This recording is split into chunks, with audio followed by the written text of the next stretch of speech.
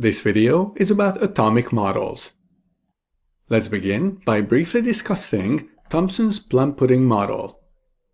Based on experiments carried out by Sir Joseph Thomson, this model claimed that the atom has a positively charged medium which contains negatively charged electrons. Even though the model was short-lived, it is an important milestone in the long line of atomic models because it was the first to claim that atoms are not elementary particles, but have an underlying structure, or put differently, are composed of smaller particles. This is how the plum pudding model looks like. Its name comes from the positively charged cloud and the negatively charged electrons that are buried in this cloud. The positively charged cloud represents the dough in the pudding, and the electrons represent the plums that are buried in the dough. The other model that we'll discuss here is the Rutherford model.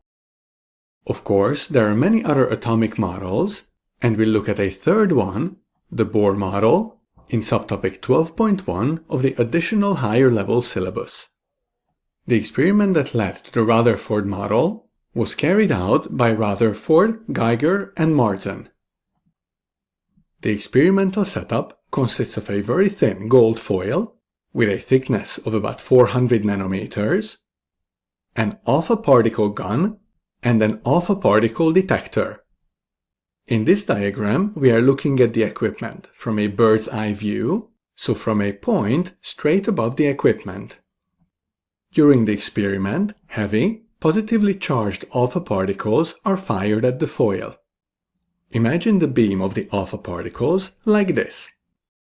Since the alpha particles are really heavy and the gold foil is very thin, based on the plum pudding model, all particles should pass straight through the foil.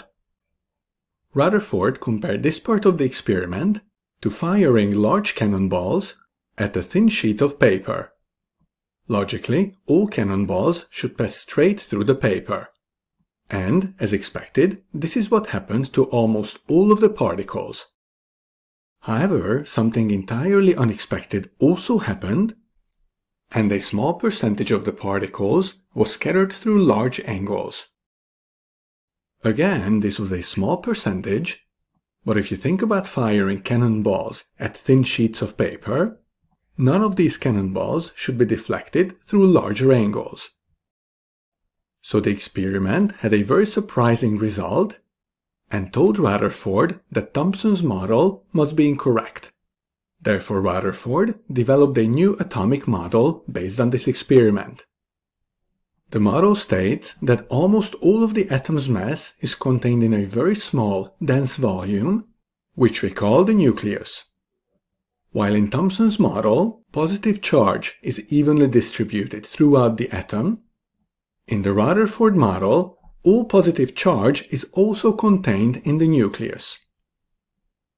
In addition, negatively charged electrons orbit the nucleus in circular orbits. This means that most of the atom is empty space. Here is the reason why a small percentage of the alpha particles were scattered through large angles. Since the atom is almost entirely empty space, almost all of the alpha particles simply passed straight through this space.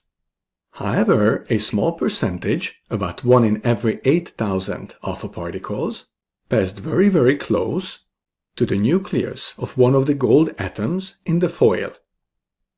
Since both the alpha particle and the gold nucleus are positively charged, when the two of them are close enough to each other, the repulsive electrostatic force that we learned about in subtopic 5.1 is strong enough to cause a significant change in the path of the alpha particle.